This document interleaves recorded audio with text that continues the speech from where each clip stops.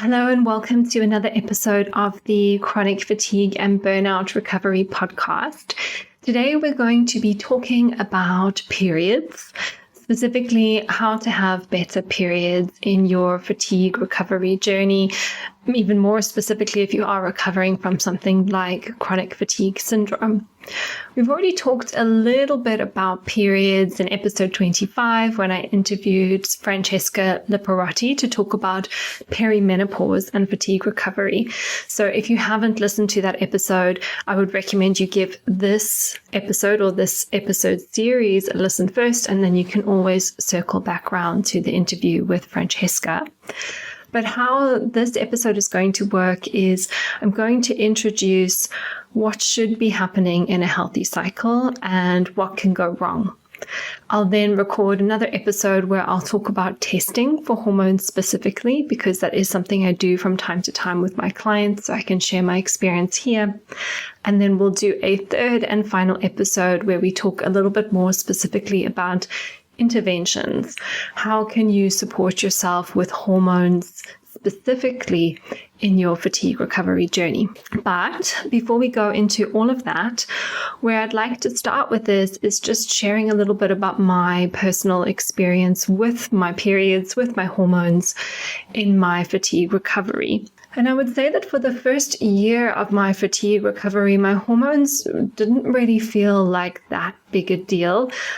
Possibly because I wasn't paying that much attention to them, but maybe I wasn't paying that much attention to them because they didn't require that much attention.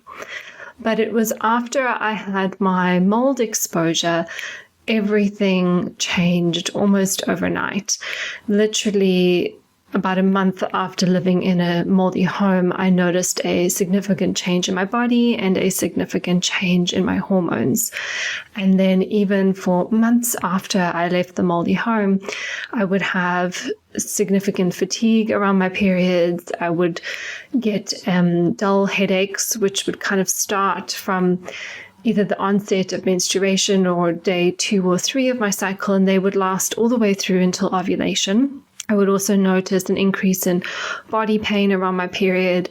At the worst time, I would get horrible migraines, which would have me in bed for at least a day, and then you still have that horrible kind of lingering feeling afterwards. When my digestion was really bad, the onset of my period would often initiate diarrhea, and then it would take me all the way until ovulation again to start to stabilize that diarrhea.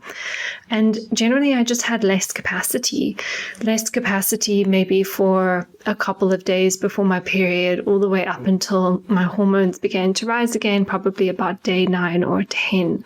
And then I would feel a lot better in the second half of my cycle after ovulation. That was generally a time when I had a little bit more capacity and a little bit more resilience.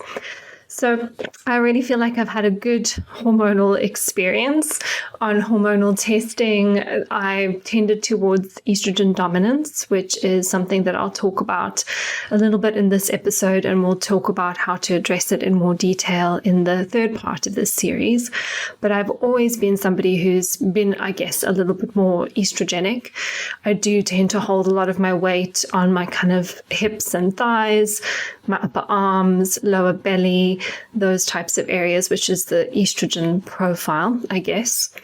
And I'm also aware I do have some polymorphisms, so some single nucleotide polymorphisms, which we refer to as a SNP, which are basically, I have certain genes, which means that I don't necessarily detoxify estrogen as well. And that, if anybody is interested, is the COMT gene, COMT, which stands for catechol methyl transferase.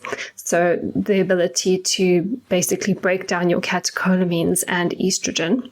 And so having this genetic polymorphism means I don't necessarily detoxify estrogen as well.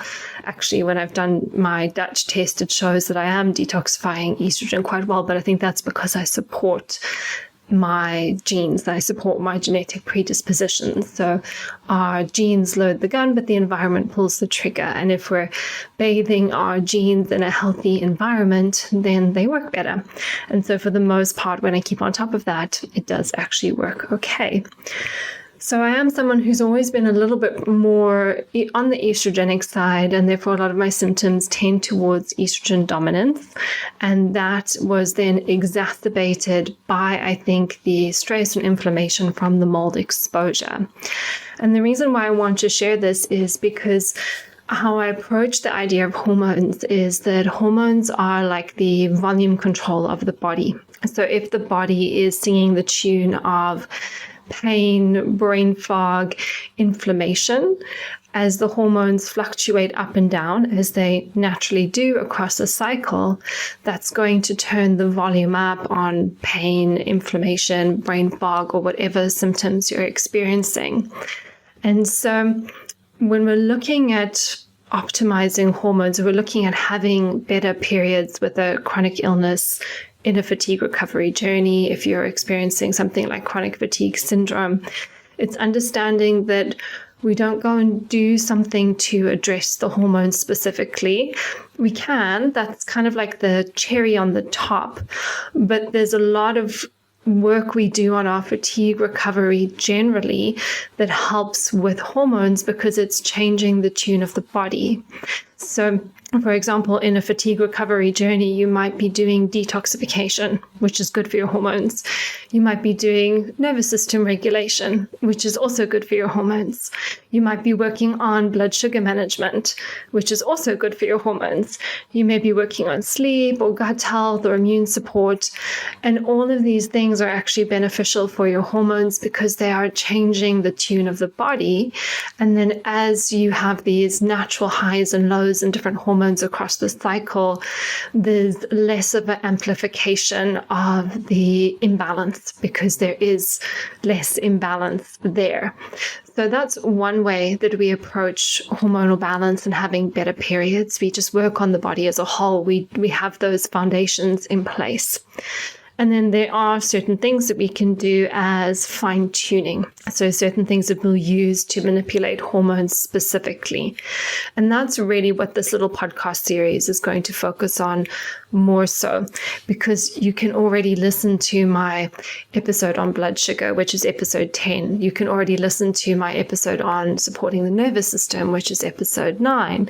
You can already listen to my episode on sleep, which is episode 14, or my gut health episode, which is episode 12. So when we think about all these other things that we're doing as part of our fatigue recovery journey that are also supportive of hormonal balance, there's already whole episodes dedicated to those. So this little series is going to focus on those little tweaks that you can do for hormones specifically. But before we talk about those, I want you to just understand your cycles generally, because I think this is often where a lot of women don't really even know how their cycles work. I mean, we all have had periods for months and years, hopefully. Maybe some of us have very struggled with this, but we've all got these female bodies. We're all having these periods, and yet often we don't even know how they work.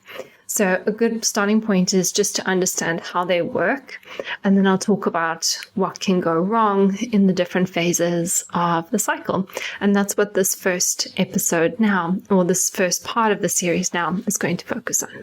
So even if you don't have a cycle or your cycle is irregular, it can still be really helpful to understand what should be happening in a healthy cycle, because then that also makes it easier to understand what could possibly be going wrong in your unique body. So your hormones will change across your cycle. So there will be a rise and fall in estrogen across your cycle. There'll be a rise and fall in progesterone across your cycle. And there'll be changes in other hormones like follicular stimulating hormone, FSH, or luteinizing hormone, LH.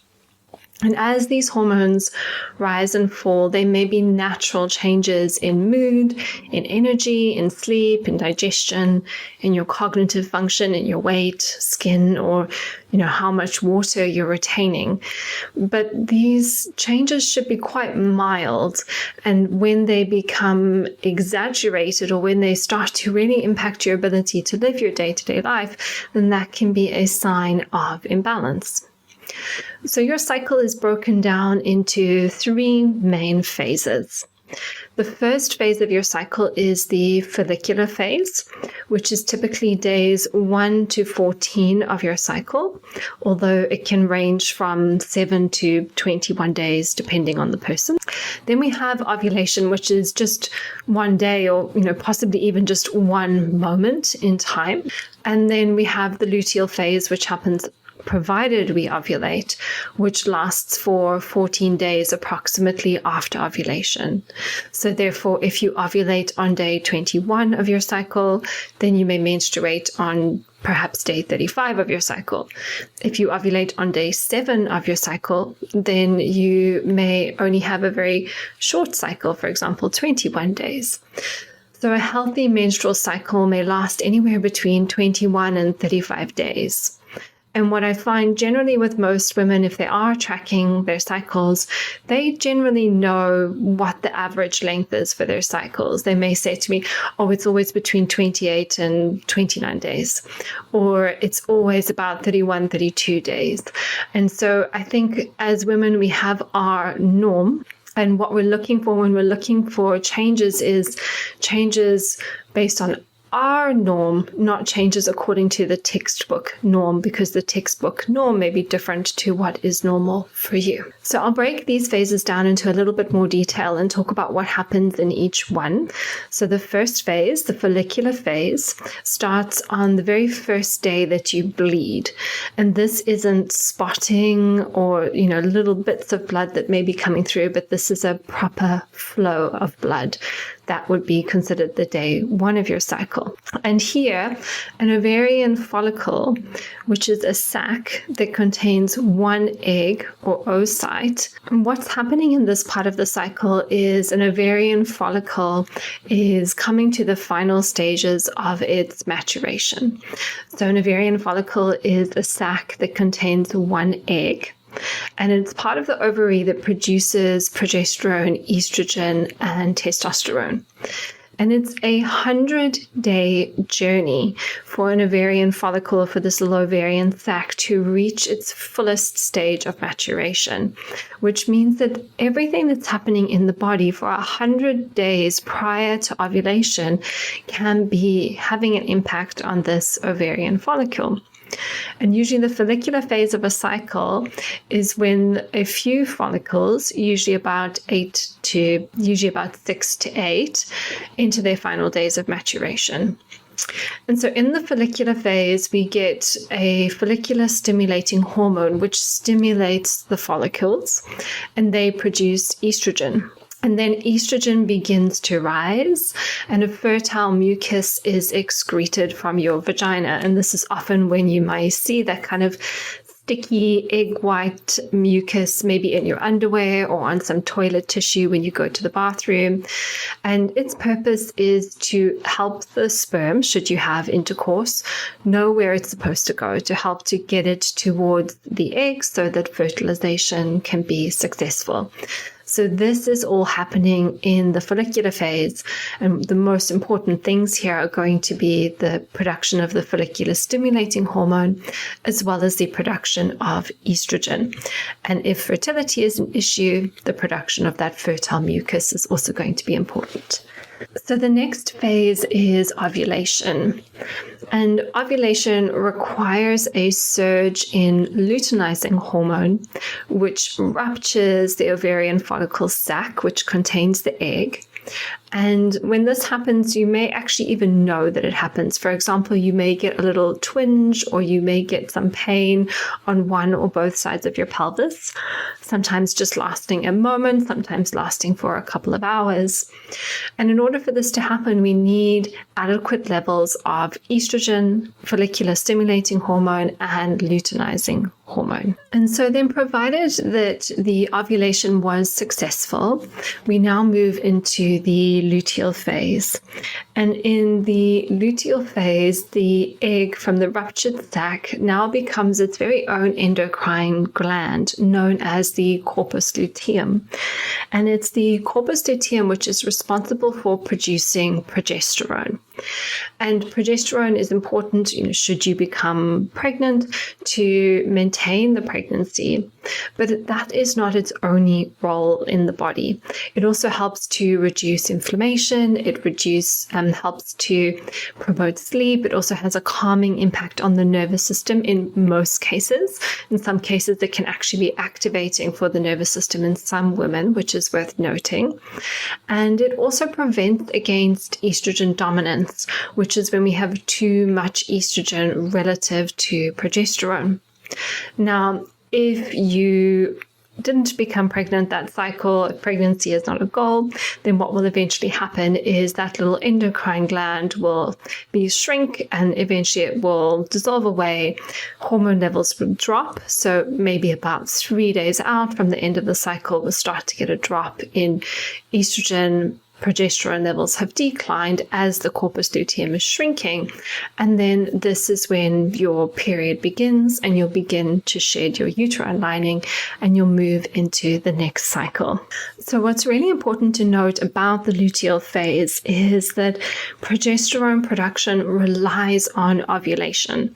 Therefore, if you want to have a healthy hormonal cycle and you want to have healthy progesterone production to balance out estrogen, you must be able to ovulate. And then if you don't ovulate, you may not necessarily produce enough progesterone or any progesterone. You can produce a small amount from the adrenal glands, but you can still have a regular cycle. So some women, for example, may have regular cycles and never really realize that they're not ovulating. So this is why it's really important that we have ways in which we can check ovulation if we have any concerns about our hormones. So now that you have an understanding about how the different cycles work, let's look at what can go wrong in those different phases of the cycle. So the follicular phase, ovulation, and then the luteal phase. So remember, in the follicular phase, we have follicular stimulating hormone, which is responsible for stimulating the ovarian follicle so that it can eventually grow and mature, ready to break and rupture when we get the luteinizing hormone surge. So here, any kind of changes in follicular stimulating hormone can be a problem. This can be follicular stimulating hormone, which is too high, which is often seen in perimenopause. But what I'd like to focus on today is follicular stimulating hormone, which is too low, which means that there's not enough stimulation to the follicles, which means that they cannot mature. And if they cannot mature, then you cannot ovulate. And this is what may often look like PCOS, polycystic ovarian syndrome, on a scan, because you have ovaries which are polycystic, which means there's lots of little cysts, lots of little follicles, which means that one hasn't been chosen to dominate because the hormonal production has been inadequate. And if we take this to an extreme example, low levels of follicular stimulating hormone are often seen in what is known as the female athlete triad. So this is a label for a syndrome, shall we call it, in female athletes where they're overtraining, undereating, they're probably very low body weight, have a huge amount of stress from their training load, and therefore they're not ovulating and they may lose their period. And so likening a female athlete to someone with chronic fatigue syndrome, there are obviously two people on very different ends of the spectrum, but there are similarities there, which is this high stress load and potentially being undernourished. So what we can learn from this is that high amounts of stress on the body are something that can impact follicular stimulating hormone, and not eating enough, not getting enough nutrients in the diet may also be something that impacts the production of follicular stimulating hormone. In addition to this, the brain needs to talk to the ovaries. And so if there is anything dysfunctional going on with brain health, that could also affect the production of hormones. And so here we just want to think about those basics for brain health. So managing inflammation, blood sugar management, stress and nervous system management, good levels of oxygenation, all good levels of sleep. Those types of things are foundational for health, foundational for brain health, and obviously then foundational for good hormonal balance as well. Another thing which can go wrong in this phase is not having enough estrogen. We need estrogen to promote ovulation. And if estrogen is low, perhaps because follicular stimulating hormone is low or for another reason, this can potentially cause problems with ovulation. The other thing is that the role of estrogen in the first half of the cycle is to lay down the endometrial lining. So essentially the lining of the uterus that we shed when we have a period. But the nutrients that we require to make that lining are iron, B12, and folate. So anything that's involved in the health of our red blood cells will be important for the healthy production of the endometrial lining. So we can have perhaps adequate estrogen, but if iron is low or B vitamins are compromised, we may not be laying down a healthy endometrial lining, which if fertility is a goal, then that could potentially be an issue. Then the final thing here is if we have an elevation in something called sex hormone binding globulin, so SHBG, as the name suggests, sex hormone binding globulin binds to sex hormones. And if sex hormone binding globulin is very high, there can be various reasons for this, then it will bind up a lot of the hormone. So even though we may be producing enough estrogen, we're also binding most of it up, which means that it's not free and available to do what it needs to do in the body. And this is something that we may see in conditions like PCOS, and it's something that you can very easily test for. And I'll cover that more in the next episode where I talk about testing. So the next phase then is ovulation. And here you've already heard me say that ovulation is a really important part of the cycle, because without ovulation, we don't get progesterone production. And therefore, the first thing I'd like to talk about here is how do we know if we're ovulating? I ask my clients how they know they're ovulating, and sometimes people will say things like, oh, my app tells me. And I say, oh, what app are you using? Oh, no, it's just one of those period trackers where you just track your cycle. And I'll say, oh, do you measure your body temperature? Do you measure anything else? How do you know that app is accurate, and how does it really know that you're ovulating? And there is no answer to this because there is no answer. So that's the first thing I want to say is if you're using a period tracking app where you're just marking in, okay, my period started on this day every month, and it's then predicting for you, this is when your ovulation is, it doesn't actually know if you're ovulating or not, unless it's linked to something where you're measuring your body temperature and then you're recording your body temperature in the app. So those apps can be useful just for kind of keeping an eye on cycle length. And, if you are trying to get pregnant, maybe knowing when your fertile window is, if you would like to have intercourse at that time. But apart from that, that's kind of where it begins and that's where it ends. So we could maybe get an indicator of fertility if we track cervical mucus. So cervical mucus rises with the estrogen surge prior to ovulation. And therefore, if estrogen is rising, we might notice an increase in cervical mucus. We might think, okay, now I'm probably just about to ovulate. However, a surge in estrogen and the production of cervical mucus doesn't necessarily guarantee ovulation. Sometimes we can see cervical mucus in the second half of the cycle after ovulation, or if you didn't ovulate, because it can be associated with high levels of estrogen, irrespective of ovulation and irrespective of progesterone production. So it's a guideline, but it's not a guaranteed indicator of ovulation. The next thing you could do is use urine strips to test for your luteinizing hormone. And when I'm getting my clients to do testing, for example, a Dutch test, and I'm asking them to test at the right time of their cycle, I might actually recommend luteinizing hormone strips. So they would measure, use the strip, pee on it, see if they test positive for high amounts of luteinizing hormone, and then they know they're just about to ovulate, and they could count 6 days and then do the test post-ovulation. But we can have a surge in luteinizing hormone and still no ovulation. So it's an indicator, but it's not guaranteed. Therefore, the best way to track for ovulation is to measure your body temperature. I do this with my Oura ring, which is really, really easy to do because it just takes my body temperature when I sleep at night.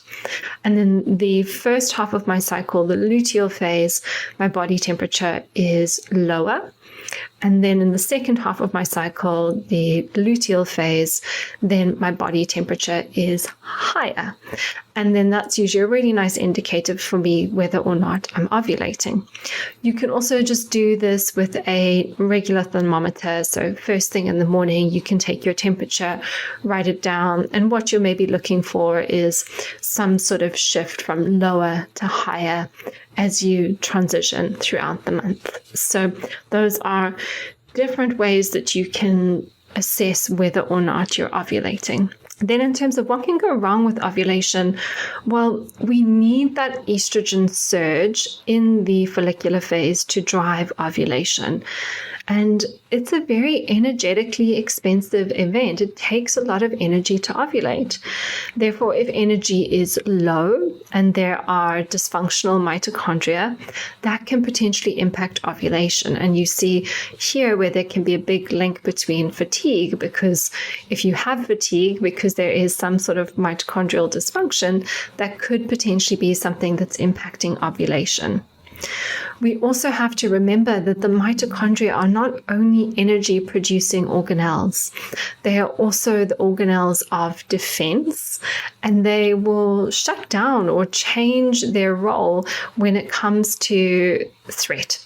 So essentially, if you think, or if you listened to the episode I did on the cell danger response, if the body is in a perception of threat, the mitochondria shut down energy production for things like estrogen surges and ovulation, and they prioritize energy towards the immune system, towards that threat response. So any kind of big inflammation in the body, any kind of real or perceived threat, any big infections, so for example, if you get a virus or food poisoning just around the time you need to ovulate, that could all impact ovulation for that cycle.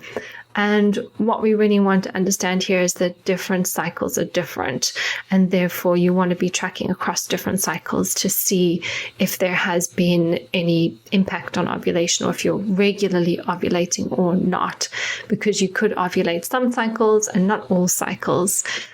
So if you're trying to gather a bigger picture of your hormonal profile, doing across at least 3 cycles, I think, is a good way of self-monitoring. So the biggest thing that can go wrong when it comes to ovulation is that the body is in a state of threat, a state of stress. There's not enough energy to support ovulation. We can also have low levels of luteinizing hormone, the main cause of which is usually stress again. And here, thyroid function can be an issue. So if you have an underactive thyroid, if you have an autoimmune condition like Hashimoto's, or maybe you have thyroid antibodies, but your thyroid function is actually normal, all of this could impact your ability to ovulate. So our ovaries and our egg cells have thyroid receptors, and low thyroid function can inhibit ovulation due to various mechanisms, which I'll spare you the details of all of the different mechanisms, but there are several.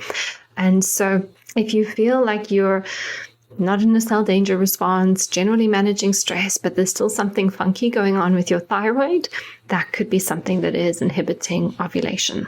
And so then finally we get to the luteal phase.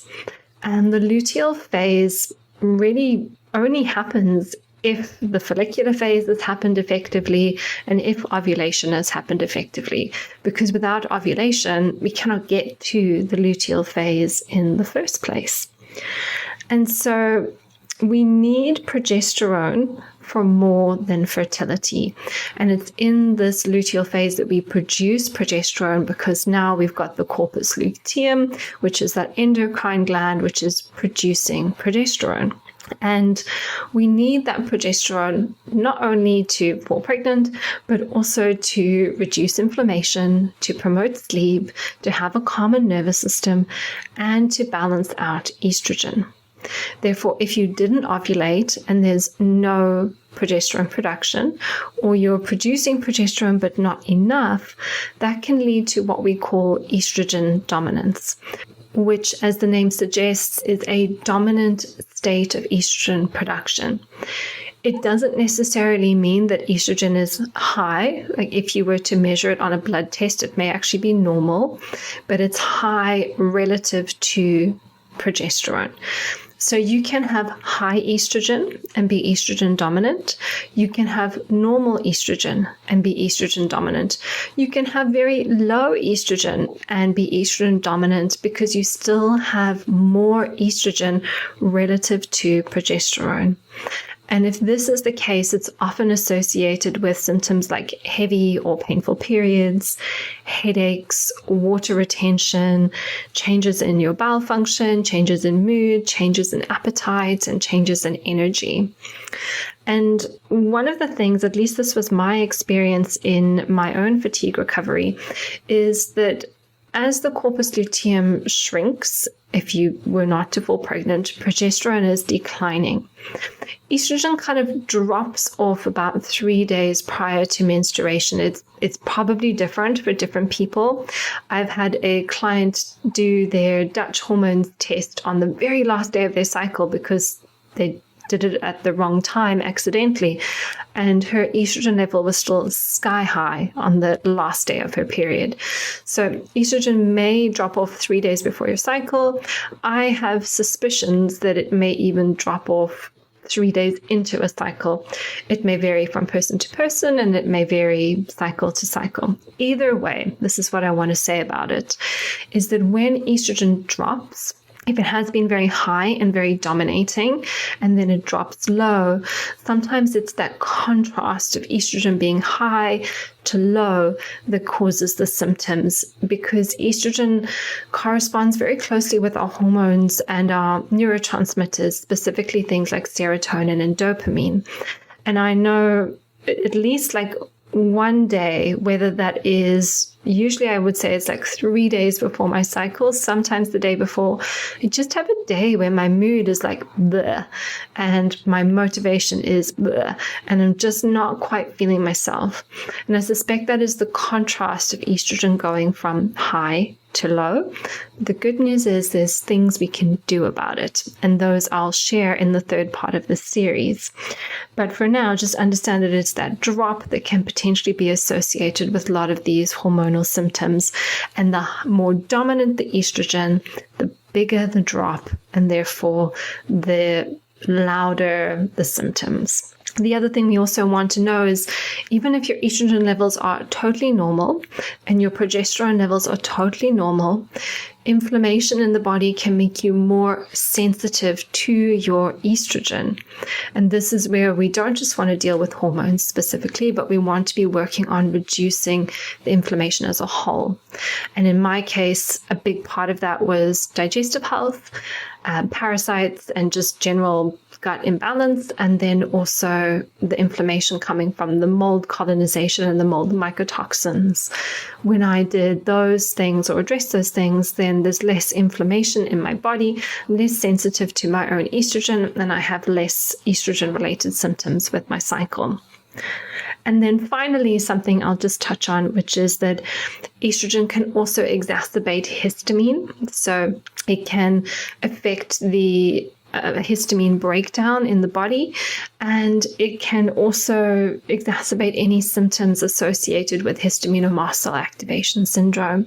So if you are somebody who is already a little bit histamine-y or sensitive to histamines, this may be exacerbated in that second half of your cycle. And this is why some women feel better in the first half of the cycle and worse in the second half of the cycle. And that could be, for example, you're noticing that you're more anxious in the second half of their cycle. You're noticing you're not sleeping as well in the second half of your cycle. That also could be due to poor progesterone production, but it can also be due to the relationship between histamine and estrogen. The other thing worth noting in this regard is that progesterone stabilizes mast cells. and upregulates the DAO enzyme, which is responsible for breaking down histamine. So it's stabilizing the cells and it's supporting their breakdown, and therefore it can reduce histamine as a whole. So this is another reason why we want to make sure that we ovulate and why we want to make sure that progesterone is adequate to balance out estrogen, because it can be balancing out that exacerbation of estrogen as estrogen stimulates the mast cells and then downregulates their breakdown. But remember, when it comes to histamine, the long-term goal is to remove the original triggers, and that could be things going on in the nervous system, it could be gut infections, it could be toxin exposure, it could be blood sugar imbalances. So there's lots of things we want to think about here, and I will eventually get to a full episode on histamine.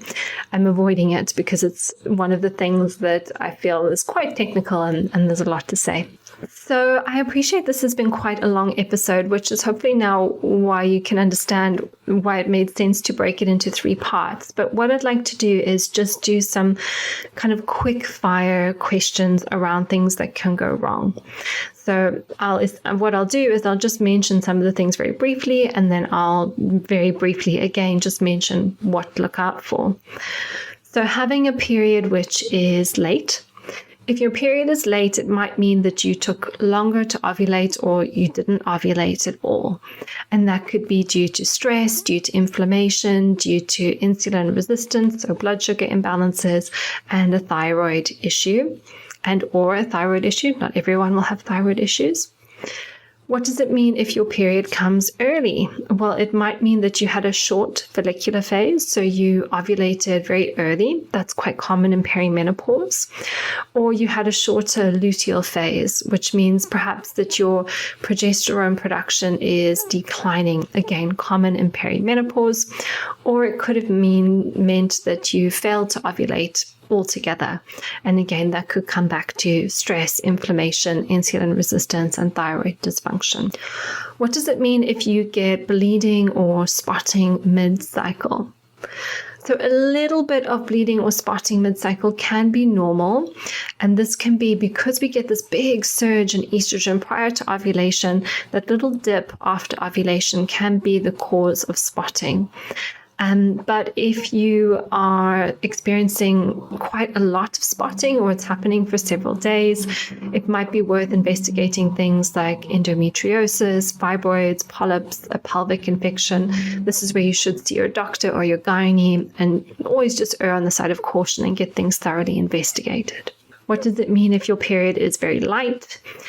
So an average period should be 25 to 80 milliliters. And if you use a moon cup, this is probably the best way for you to assess it. If it is less than 25 milliliters, it could be that your iron levels are low, that you can have tested using a ferritin measure. Estrogen is responsible for laying down the lining of the uterus, which is then shed. So if estrogen is low, we may see a very light period. And here we want to think of undereating, stress, or perhaps even too many phytoestrogens. So things in the diet which can look like estrogen to the body, which are taking up too much of the space on the estrogen receptor sites of the body. Then the next thing to think about is what could be the possible cause of clotting or heavy periods. This is usually due to excess estrogen. It can also be if you didn't ovulate and therefore your estrogen dominates. There might be thyroid dysfunction, and there could also be other things going on like endometriosis or fibroids. So again, worth seeing your doctor, worth investigating just to be safe. If your periods are very painful, this can also be due to estrogen dominance, increased estrogen, because with the increased estrogen, we get an increase of inflammatory molecules known as prostaglandins, and these are responsible for pain. Often as well in women, if there's an imbalance of omega-3 or the omega-6 fatty acid GLA, this can also exacerbate painful periods, sometimes also the need for magnesium. We'll talk more about this in the other part parts of this series.